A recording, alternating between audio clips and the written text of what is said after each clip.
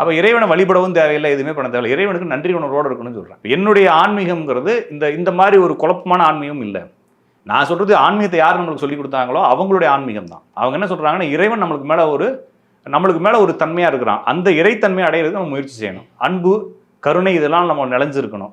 அதுக்கான வேலைகளை செய்வோம். ஓகே. அற்ப விஷயத்தெல்லாம் போய் இறைவன் டீல் பண்ணக்கூடாது. நம்மளுக்கு கை இருக்குல்ல, சரிதானுங்களா? அப்போ காசு, ஒரு கார் வாங்கணும், இல்லைனா நான் செல்வம் தானே இருக்கணும். என்னுடைய செல்வம் இருக்கிற ஸ்டேட்டஸை நான் எங்கே கம்பேர் பண்ணுறது?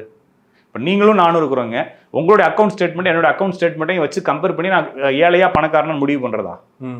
எப்படி முடிவு பண்ணுறது? இல்லைங்களா? ஆமாம், அது எவ்வளோ லெவலுக்கு போனாலும் நமக்கு மேலே ஒருத்தர் இருக்கதான் செய்யும். அப்போ ஜோசிகாரன் உங்களை ஏழைன்னு சொல்கிறான், உங்களுக்கு ஏதோ தோஷம் இருக்குன்னு சொல்கிறான். அப்போ நீங்கள் போய் சாமி கும்பிட சொல்கிறான் இல்லையா?